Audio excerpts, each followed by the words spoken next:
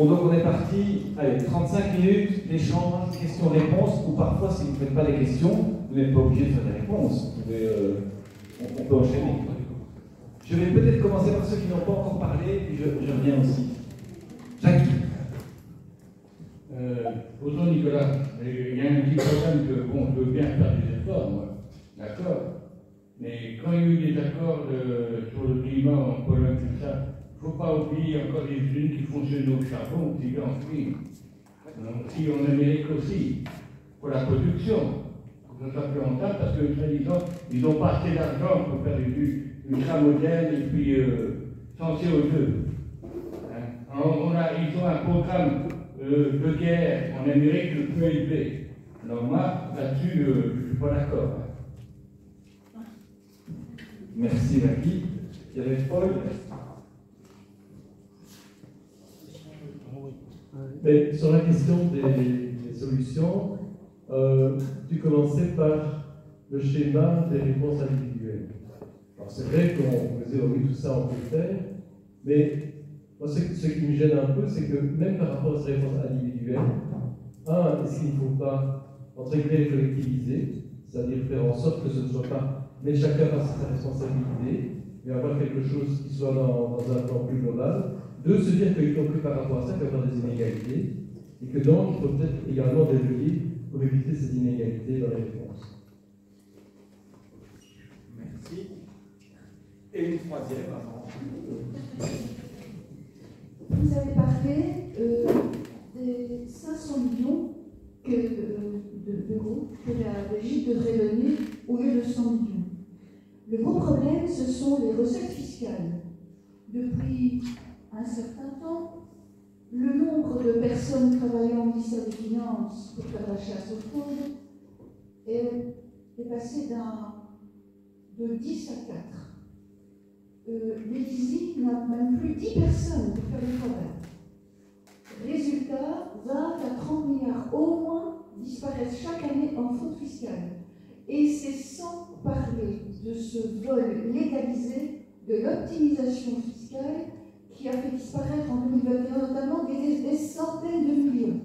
Beaucoup de cet argent part dans les paradis fiscaux où s'accumule essentiellement pour 85% d'argent d'activité criminelle, renforçant donc la caisse criminelle.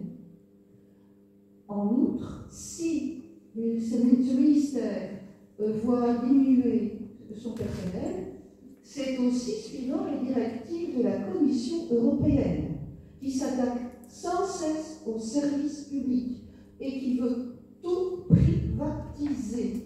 Donc on suit, en Belgique, comme dans les autres pays qui sont ficelés par les institutions européennes, on suit ces directives, ce qu'on appelle les GOP, vous allez nous en parler sans doute, et que faire sinon se débarrasser de la Commission européenne, qui est dirigée par des gens essentiellement de droite, et qui s'occupe éperdument des enjeux écologiques et de la justice sociale. Merci. Donc, 3 questions pour toi, Nicolas. Un quart d'heure par réponse.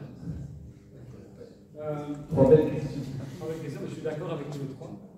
Je voudrais insister là-dessus pour commencer. Donc oui, en effet, il y a encore toute une série de pays où on extrait énormément de charbon, en ce compris pour l'exporter. On sait que, par exemple, l'Allemagne, elle a opté pour une transition énergétique accélérée en interne, mais tout en continuant à extraire du charbon qu'elle envoyait ailleurs. C'est évidemment totalement absurde.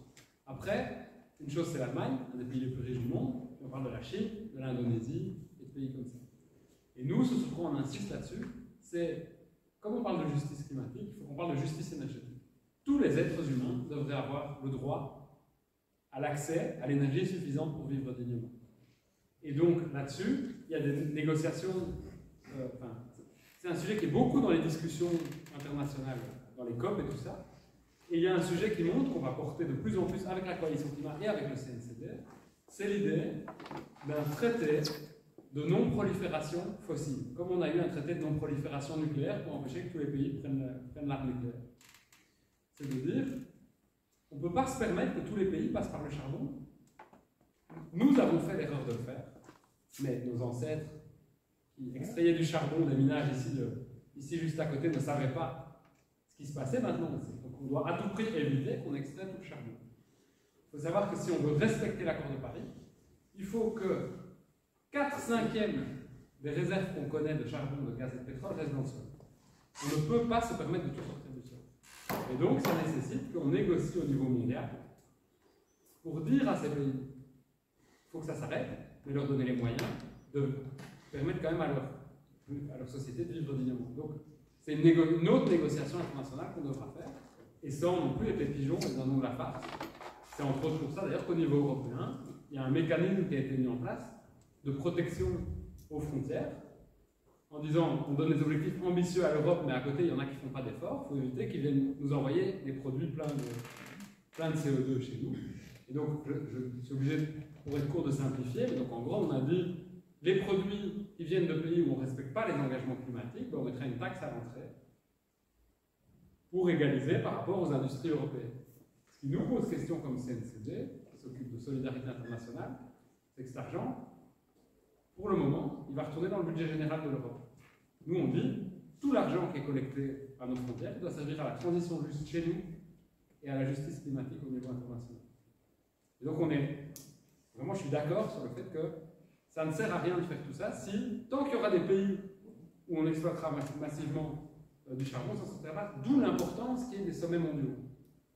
Même s'ils ne sont pas efficaces, on a l'impression qu'ils décident jamais rien, etc. Il faut bien qu'à un moment, les pays du monde entier se rassemblent et se fassent pression les uns sur les autres. J'aimerais bien que ça marche mieux, mais en attendant, on fait avec ce qu'on a.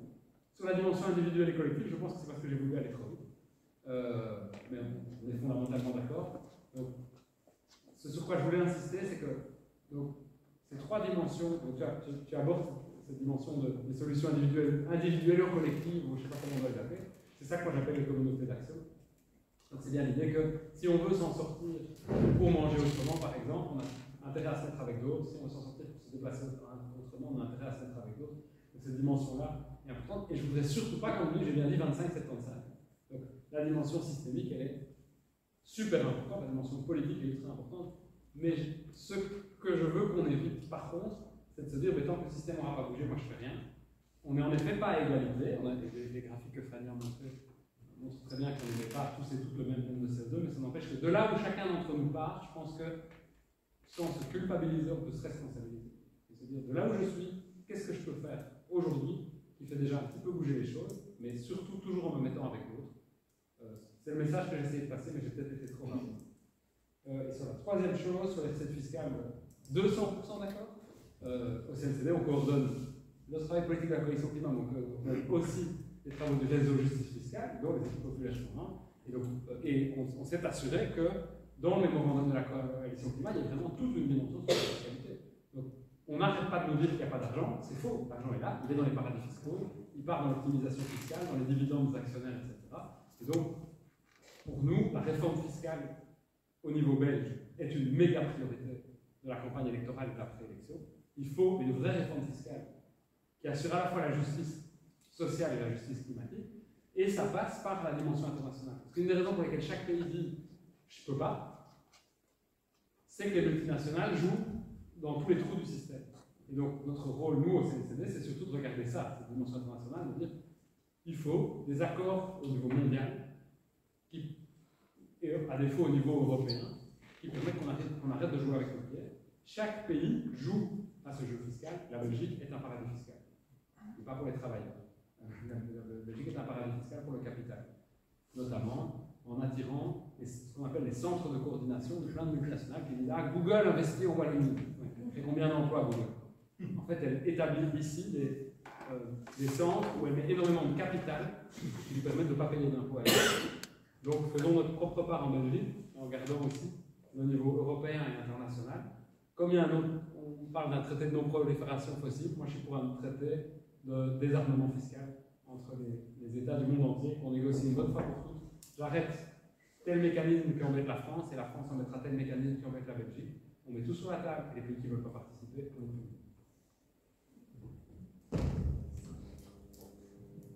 on Comment responsabiliser le capital? Comment responsabiliser le capital dans le fond? On parle toujours de responsabilité, mais dans le fond, c'est pas eux qu'il faut faire. Alors, une question comme ça, paf. Sûrement pas avec une seule solution. Moi je dirais, à travers ce que je dis, les règles des impôts. Il faut qu'on assume qu'on met des règles qu'ils doivent respecter si vous payez des amendes. Premièrement. Deuxièmement, l'impôt, il y a un vrai problème d'extrême richesse sur cette planète. Il n'y a pas qu'un problème d'extrême pauvreté. Et moi, je cite toujours le même exemple. Quand j'avais 10 ans, l'homme le plus riche du monde, c'était Bill Gates. Il avait 15 milliards de dollars, il me trouvait ça immense. Elon Musk, il en a 250. Donc il y a bien eu une explosion de l'extrême richesse sur cette planète avec le néolibéralisme.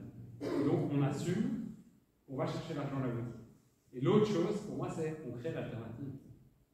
Parce que tant qu'on ne proposera pas autre chose, on va avoir du mal à responsabiliser le capital. Et donc, on revitalise l'économie publique, les services publics, et on revitalise l'économie coopérative.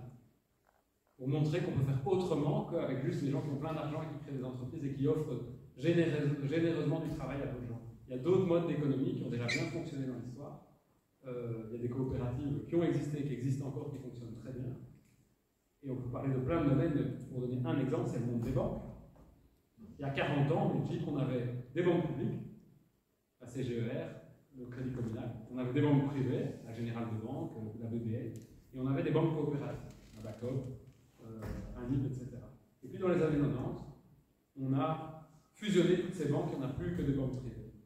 Et aujourd'hui, on n'a plus que des banques privées, à part une, qui s'appelle Belfius, qui nous appartient et qui est gérée comme une banque privée.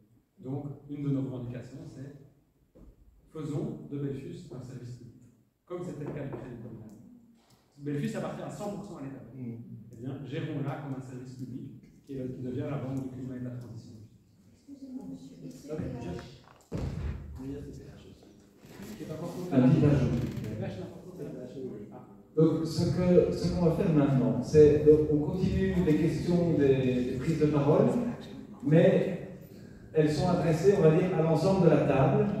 Et l'idée, c'est politiquement, à l'échelle de ce qu'on peut demander, exiger, revendiquer, des choses pour lesquelles on pourrait manifester, vers quoi on peut aller ensemble, à l'échelle belge ou au-delà de l'échelle belge.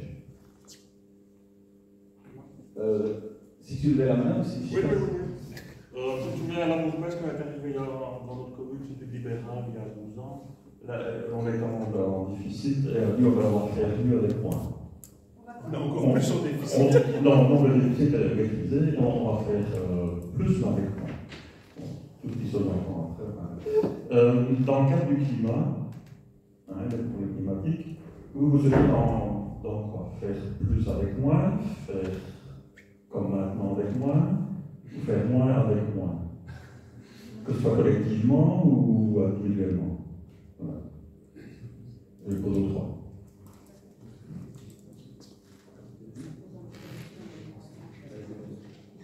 Oui. Autre réflexion, moi il y a quand même des choses qui m'inquiètent. Quand je pense que dernièrement on a découvert qu'il y avait des plans au Pentagone effectivement pour déployer des forces rapides pour contrer des mouvements liés à des raisons climatiques, notamment sur les abords de l'Inde. Mais quand j'apprends que mon pays est prévu pour participer avec des unités de support là-dedans, donc moi je crois qu'on peut quand même avoir une revendication qui dit maintenant ça suffit, il faut de la transparence. C'est fini, aux élections nous devons un chat dans un sac. Nous, on veut qu'on sorte le chat du sac, on veut voir ce qu'on achète.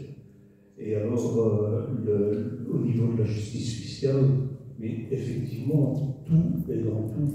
Donc, quand on se rend compte qu'à peu de choses près, l'État belge emprunte ce qui est fraudé, bah, c'est comme ce qu'on a vécu, hein, socialisation de la dette et privatisation des profits.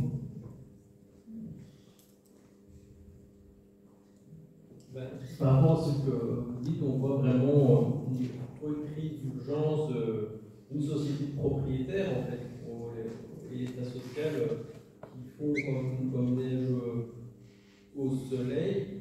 Or, quand on entend que ce n'est pas possible de revenir à ce qu'on a pu connaître par le passé, parce que depuis les années 80, on a laissé le néolibéralisme l'emporter, entre guillemets, c'est faire fi du passé, et notamment de ce qui s'est passé entre les deux guerres et après la Deuxième Guerre mondiale, où il y a eu à ce moment-là des taxes, des progressions sur les revenus, même sur le patrimoine, qui dépassaient 80-90% aux États-Unis. Hein. Donc on se dit, mais en fait, c'est tout à fait possible de revenir, et donc c'est une sorte de il faut maintenant payer, parce que si on ne met pas du pognon sur la table, ça ne va pas être possible de pouvoir aller vers une transition écologique. Et je pense que, comme pour les colonies, on a une dette passée qu'on doit à un moment donné payer. Et le fait de ne pas payer, pour moi, doit constituer un crime. Enfin, je veux dire, quand on ne paye pas quelque chose, on est des criminels. Le terme, on parle d'écocide, mais moi je pense qu'à un moment donné, il faut donner les mots. On fait un crime contre l'humanité, en quelque sorte. Bon, j'exagère, mais enfin, c'est un peu ça français. Mais à aucun moment on entend ce genre de discours, à part chez certains économistes et hétérodoxes, justement, qui vont aller jusque-là, mais en réalité, on ne va pas jusqu'au bout du processus. Et on peut comprendre les revendications, ça vous l'avez bien vu, des pays émergents qui disent, mais attendez, vous nous avez pillé non seulement par la colonisation, par l'esclavage, etc. Non seulement les États se sont endettés pour payer payer les esclaves aux propriétaires, parce que il faut savoir ça. Mais, et à un moment donné, on ne peut pas être 3 fois dans la farce, quoi. Et donc, si on ne fait pas ça, est-ce qu'on a. C'est la guerre, il n'y a pas d'autre possibilité. Je ne vois pas comment on pourra régler ce problème-là si on ne met pas du pognon, ce n'est pas à un moment donné, juste parce que face à des injustices incroyables, c'est la guerre. Il n'y a jamais eu d'autre solution. Oui, Fanny, François, et puis voilà. Je vais encore commencer par le dernier. Oui, tu fais référence aux travaux de Piketty, j'imagine, hein, effectivement, et c'est toujours surprenant de voir que même aux États-Unis, un paradis actuel du libéralisme, de 1930 à 1980, ça a commencé avec le New Deal, et on est arrivé en faveur d'un Green New Deal avec la coalition climat, pas pour rien d'ailleurs. Effectivement, le capital était taxé jusqu'à 90, même 95, même 98% en Angleterre, juste avant Thatcher, pas avec Thatcher évidemment. Et donc dans les années 30, 40, 50, 60, y compris 70, on avait des taux hyper élevés que bien des gens, même le PTB chez nous ne propose pas ça, hein, c'est 1, 2, 3%. Donc en fait ça donne un petit peu une idée de la victoire malheureuse des idées néolibérales dans notre société, puisque le spectre politique a viré à droite, en fait à droite toute depuis 40 ans, moi je n'ai connu que ça de toute ma vie. Voilà. Ils ont, même les gauchistes, il y en a qui ont le cœur à gauche, mais le portefeuille bien à droite. Voilà, je vous laisserai maître de vos propos, mais en attendant, on voit que les partis dits socialistes, effectivement, enfin en tout cas, sont plus frileux qu'avant. Hein, parce que une partie du discours du PTB, c'est le discours du PS des années 70, en fait. Hein, je veux dire, c'est tout à fait clair. Pareil aux États-Unis. Hein. Bon. Il y a quand même un tribunal de première instance de Belgique, hein, qui, dans le cadre de l'affaire climat, vous avez peut-être entendu parler, donc on a toute une série de citoyens, 80 000 je pense, ont assigné l'État belge en justice parce qu'on ne fait pas assez pour le climat, je pense qu'on l'a suffisamment dit. Et alors on a pour l'instant, enfin c'est renvoyé, l'argumentation juridique me dépasse un peu, mais le procès est toujours en cours. Le tribunal de première instance, maintenant c'est à un plus haut niveau, mais à l'époque, il y avait dit, nous avait donné raison, on va donner raison à ceux qui se sont plaints, en disant que le droit à une vie digne était menacé en Belgique. Donc tu vois, tu parlais de droit à la vie digne, etc. C'est quelque chose qui est reconnu même par nos tribunaux. Donc c'est plus simplement Greenpeace, avec tout le respect que je peux avoir pour les ONG environnementales, qui disent ça, c'est même carrément des juges, quoi. Des juges. Donc voilà, l'affaire est toujours en cours, je ne sais pas jusqu'où ça va aller. Il y a un truc que je voulais dire quand même tantôt, par rapport à une question qui était adressée à Nicolas, mais qui répond peut-être en partie. à ce qui a été dit ici, c'est qu'on considère toujours le climat comme un coût et jamais comme un investissement. Ça me frappe toujours dans les débats publics. C'est ce qu'on porte depuis des années en tant que syndicat, ça ne vous surprendra pas, mais quand on donne 100 € pour éviter d'en payer 1000 demain, c'est pas un coût, ça c'est un investissement. On est d'accord? C'est la même chose au niveau des États. Si on met 10 milliards d'euros chaque année pour avoir plus de trains, de bus, rénover les bâtiments, pour éviter de devoir payer 50 à 100 milliards de dégâts matériels dans le futur, c'est pas un coût, c'est un investissement qu'il faut financer. Comme faire tout ce que disait après Nicolas, avec lequel je suis tout à fait d'accord, pour les pistes effectivement fiscales, lutte contre la fraude fiscale, Belfius, etc. Mais il faut commencer par le début, et je pense que c'est important de rappeler que la transition climatique, c'est un investissement et pas simplement un coût. Pour le reste, je ne vais pas donner la parole aux autres, mais sur la transparence, évidemment, on peut être d'accord avec vous, sur la justice fiscale, bien sûr.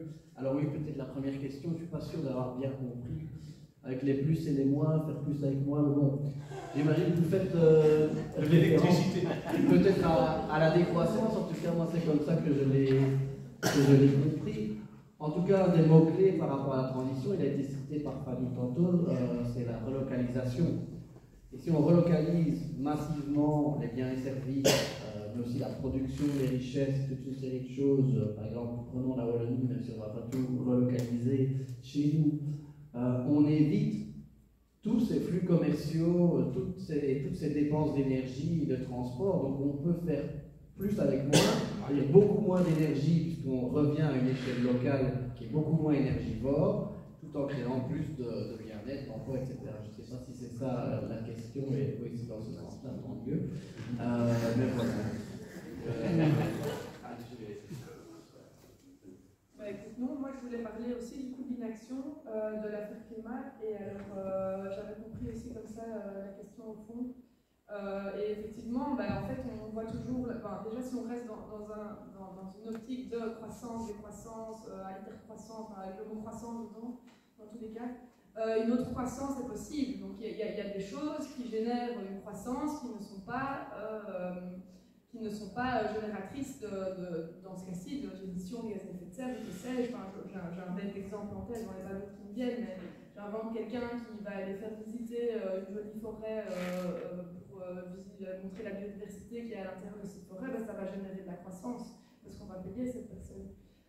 Donc voilà, juste, voilà, sinon, tu m'as ôté les mots de la bouche, François, donc je passe à toi.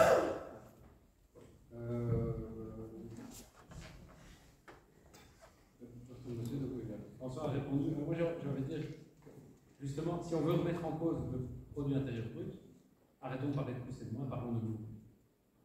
Et donc, je veux ni faire plus avec moins, ni moins avec plus, etc. Moi, je veux faire mieux. Et on en parlait pendant la pause à nous trois. Éloi Laurent, qui est un chercheur, un économiste français, qui a beaucoup travaillé sur la protection sociale, il disait dans une interview que j'ai vue dans un documentaire, il disait de quoi on a besoin? Pouvoir vivre longtemps en bonne santé et avoir du temps pour créer des relations avec les gens qu'on aime. Ça devrait être ça nos deux grands indicateurs. Et alors derrière, évidemment, vous avez tous les indicateurs de justice sociale et tout qui viennent. Si on veut donner accès à ça à tout le monde, mais évidemment, il faut une répartition des richesses, il faut un minimum de production économique. De nouveau, avec Laurent Burundi, quand il n'y a pas assez de production économique, ça ne va pas. Donc, évidemment que la production économique, elle fait partie des moyens, mais les objectifs, ça devrait être qu'on puisse vivre bien longtemps en bonne santé, en passant du temps avec les gens qu'on aime. Et alors, tout le reste en découle, entre guillemets, y compris les politiques climatiques. Sur la transparence, on est juste tout à fait d'accord. Et dans tous les domaines, y compris en matière de climat, ça fait partie des choses qu'on revendique. On ne peut pas tout aborder aujourd'hui, mais vous vous souviendrez peut-être qu'on a fait la une des médias en mars 2019 parce qu'on a occupé la rue de la Loi, parce qu'on avait une loi spéciale pour le climat. C'était la même chose. Il y en a d'autres peut-être qui étaient là. Derrière, il y avait ça. On veut que vous régliez le problème de comment vous décidez, on veut voir comment vous décidez, parce que vous passez votre temps à prendre de décisions pour le climat, et à chaque fois dire que c'est la faute des autres. Donc on veut, les PV doivent répondre, pour pouvoir responsabiliser chacune quand il empêche les décisions.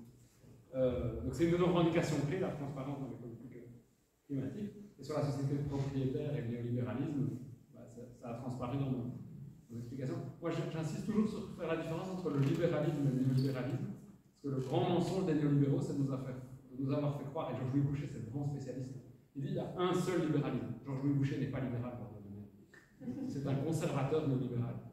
Et si vous allez lire Adam Smith, qui est le premier auteur du libéralisme, une de ses grandes préoccupations, c'était lutter contre les inégalités.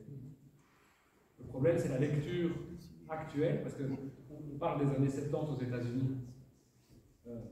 C'était pas un pays socialiste. C'est dans les années 70 aux États-Unis qu'on a pris les premières mesures sur l'environnement, les mesures les plus draconiennes qui ont été prises. Elles ont été construites par Nixon, qui était issu du Parti républicain. C'est l'arrivée dans les années 80 du tout au marché. Le néolibéralisme, c'est ça. C'est de dire, le libéralisme, il dit qu'il faut une place pour le marché. Il faut une place pour des entreprises qui échangent sur le marché. Le néolibéralisme, il dit qu'il n'y a que le marché qui marche. Et donc, si vous allez lire le grand auteur du néolibéralisme, qui s'appelle Milton Friedman, j'ai été le lire pour pas juste dire ce qu'on en disait. Là, il va jusqu'à dire, ouais, finalement, est-ce qu'on a vraiment besoin que les médecins ils puissent prouver qu'ils ont un diplôme? Normalement, le consommateur est censé faire la différence entre un bon médecin et un mauvais médecin. Il le dit comme ça. Ça, c'est le néolibéralisme. Et donc, je reviens à ce que je disais tout à l'heure. En fait, pour moi, et c'est une auteure anglaise que j'aime beaucoup, qui est celle qui a inventé le concept d'économie du donut, dont on parle de plus en plus, qui s'appelle Kate Raworth, qui travaillait pour Oxfam en tout un temps. On parle beaucoup du donut, mais elle a dit autre chose que moi j'aime beaucoup. Elle dit, en fait, il y a 4 économies.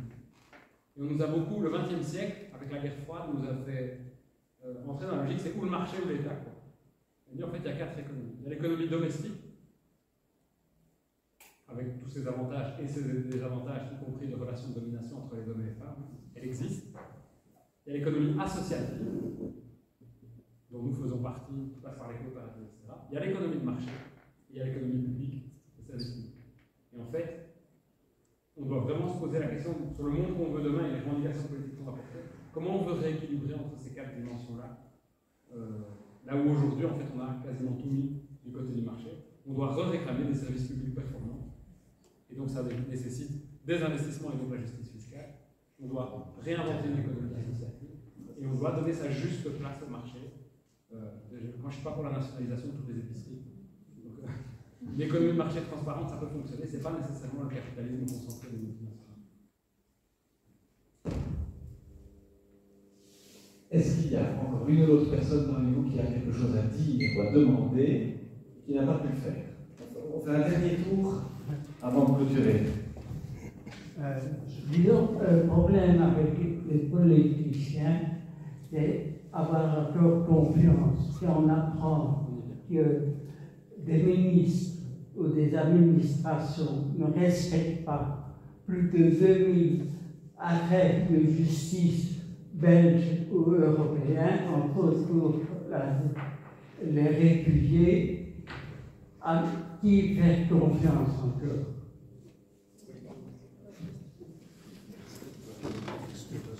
L'avant-dernière prise de parole. Je vous rejoins, monsieur. J'entends sanction, la Belgique a été sanctionnée, tout ça, il ne se passe rien. Concis et clair. Une dernière, ça sera Jacques. Moi aussi, ce qui me chagrine, c'est la concurrence des satellites qui sont dans l'espace. On a pas diffusé aussi. Et ça ne pue pas. Comme on voit l'Inde, il y a combien de millions d'habitants qui est bientôt 1 milliard, qui ont eu leur fusée et leur peuple meurt de faim. Un dernier petit tour de réaction de votre part. Et vous pouvez aussi dire un petit mot de conclusion, chacun si vous voulez.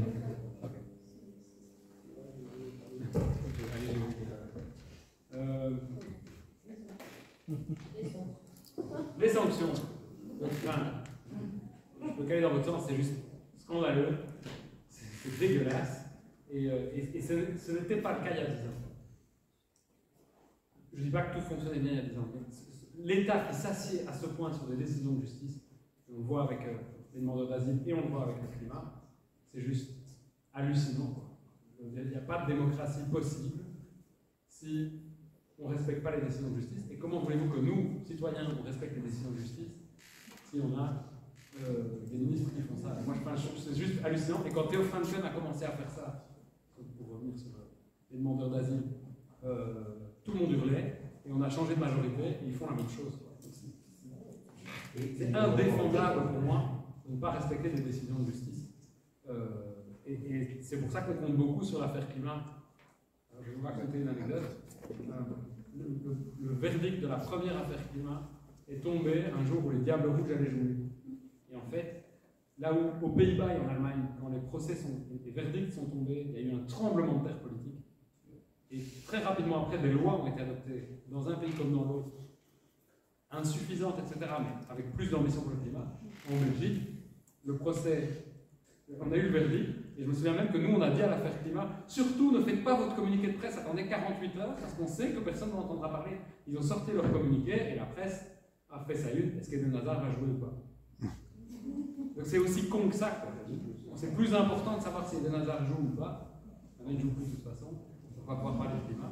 Et j'espère vraiment qu'il va y avoir un vrai effet politique quand la condamnation en appel tombera. Et alors, peut-on encore faire confiance au monde politique? On en parlait aussi entre nous pendant la pause. En fait, chaque fois qu'on a un débat sur ces sujets, quels que soient les gens avec lesquels on parle, ce sujet vient. C'est ce qui me frappe toujours, c'est qu'en fait, aujourd'hui, moi ça fait 15 ans que je travaille sur les questions de climat. Il y a 15 ans, je croisais plein de gens qui ne s'intéressaient pas à ça. Quel que soit leur milieu. Aujourd'hui, tout le monde, énormément de gens trouvent que c'est un problème important. Mais la conviction que de plus en plus de gens ont, c'est que les politiques n'arriveront pas à le résoudre, on ne leur fait pas confiance. Et je n'ai pas la solution, mais ça m'inquiète beaucoup. Et j'ai envie de dire, c'est aussi notre responsabilité. La démocratie, elle nous appartient. C'est un bijou qu'on a construit, pour laquelle certains de nos arrière-grands-parents sont morts. Et donc on a cette responsabilité de les rendre responsables. Et je n'ai pas de solution toute faite, sinon de vous dire qu'il faut qu'il y ait des gens qui aillent en politique. Parce que quand les dégoûtés seront partis, il ne restera plus que des dégoûtants, premièrement. Mais il faut aussi des gens qui font ce que nous on fait, la CSC, les équipes populaires, le CNCD, etc., pour les rendre responsables. Peu importe qu'il y en ait qui passent de l'autre côté, ça arrive, de temps en temps, on a des gens qui annoncent, il y en a encore eu proche de vous récemment, qui a annoncé sa candidature, très bien. Mais ça n'empêche que nous, on doit continuer à jouer notre rôle de chien de garde, de ne pas les laisser faire, de leur demander des comptes. Et donc, ça m'amène à la conclusion. C'est pour ça qu'il faut être là le 3 décembre dans la rue. C'est pour ça qu'il faut être le 17 octobre, je sais que vous y serez, dans la rue. Parce que c'est aussi par les mobilisations sociales qu'on fait bouger les politiques et qu'on leur impose de s'intéresser à un sujet. Jamais on n'aurait fait bouger les lignes sur le climat si on n'était pas descendu par dizaines de milliers dans la rue il y a quelques années. Aujourd'hui, il faut le faire, mais pas seulement pour le climat, il faut le faire pour la transition.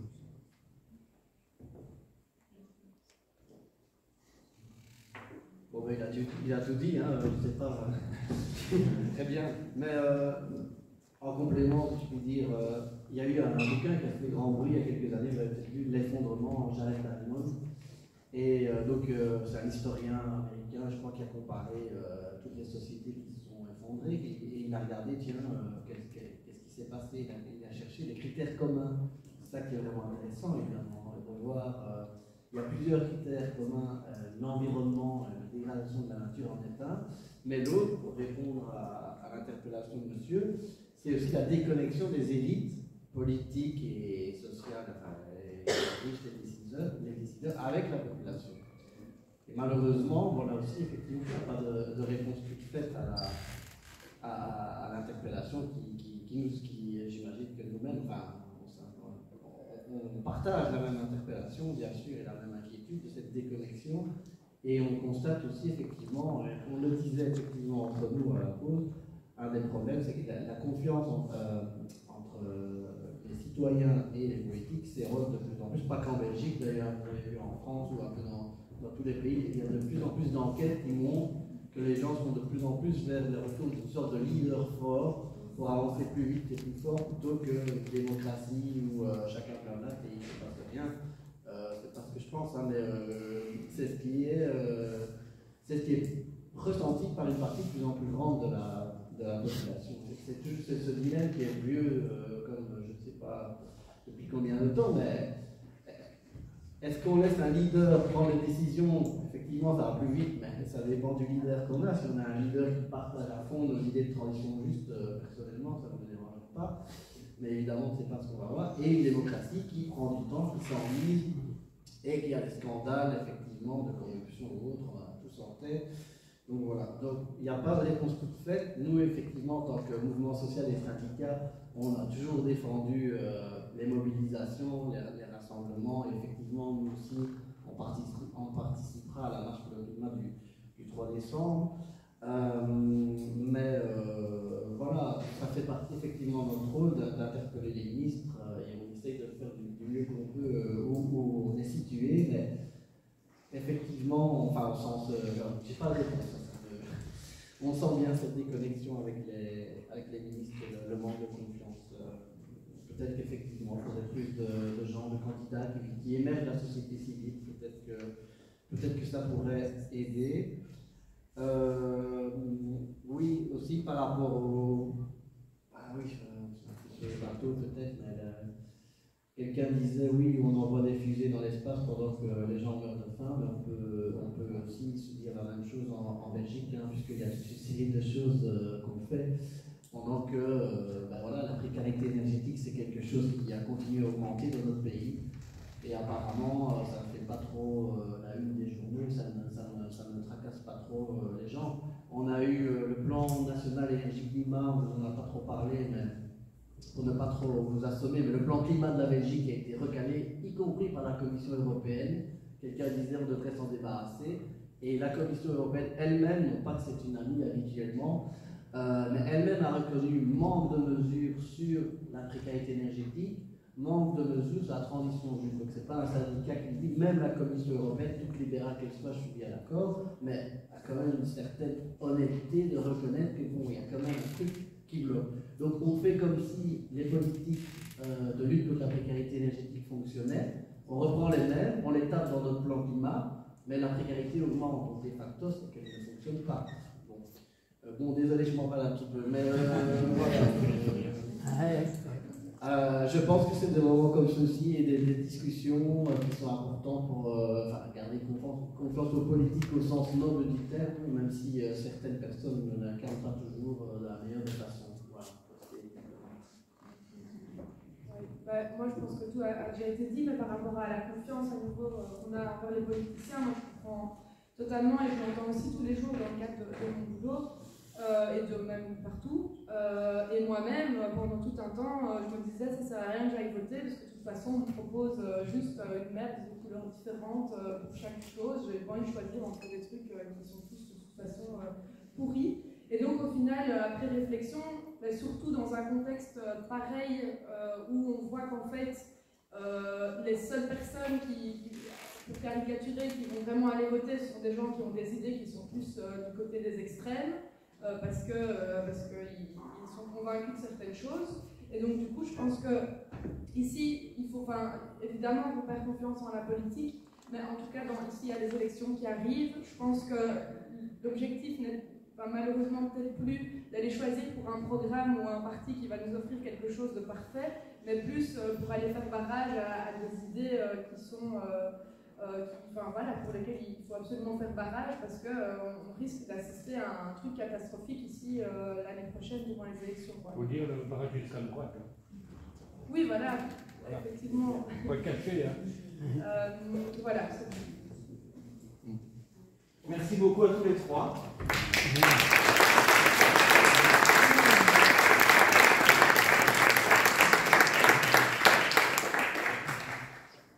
Et alors, vraiment 3 minutes pour clôturer.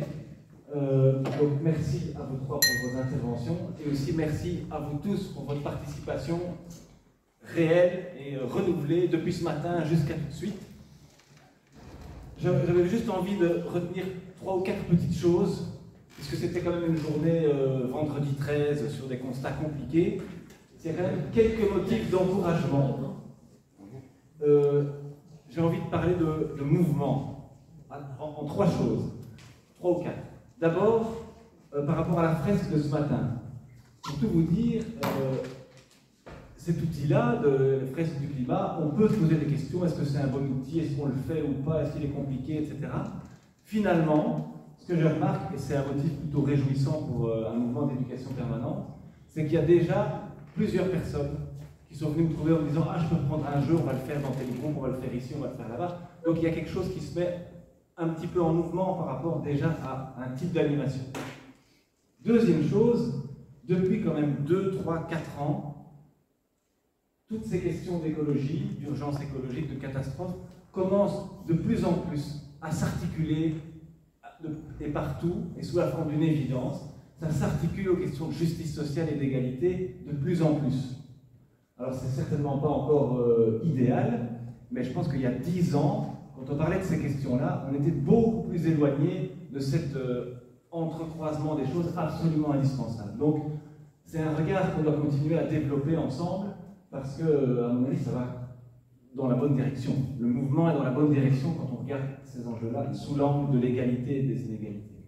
Et enfin, je voulais rappeler que cette journée-ci, elle fait partie d'un mouvement, d'un trajet de notre mouvement, qui a commencé déjà avec ceci. Vous vous souvenez il y a quelques mois, le contraste sur l'écologie populaire, qui annonçait, on avait pris une décision il y a 1 an déjà, de faire un congrès à moitié consacré à l'écologie populaire, avec une journée d'études sur le chemin. Donc tout ça aussi est un mouvement où on essaie de progresser ensemble. Et je crois que l'enjeu, et c'est ce qui risque d'arriver si on a des bonnes discussions en congrès, c'est de faire de plus en plus atterrir ça, retomber ça dans des domaines concrets de la vie pratique et quotidienne de tout le monde. Ça a été beaucoup le cas aujourd'hui, déjà autour des fresques et puis cet après-midi. On parle d'alimentation, on parle d'énergie, on parle de logement, et c'est ces questions-là en fait qui sont des questions écologiques et sociales. C'est pas un truc en plus à part. Et donc là aussi, il me semble qu'il y a un chemin qui se dessine pour rendre très très concrètes ces urgences. Voilà, et donc les rendez-vous à venir, vous le savez, c'est notre congrès du 18 novembre, et puis comme l'a déjà rappelé Nicolas, peut-être que ça vaudrait la peine qu'on se mobilise en tant que mouvement équipe populaire à la manif climat du 3 décembre. Rendez-vous est pris, on en reparle. Merci à tout le monde pour la participation, les questions, les prises de parole, les interpellations. Et bon week-end, bon retour chez vous. Et, si je peux me permettre, à ceux qui le regarderont, bon match des Diables Rouges.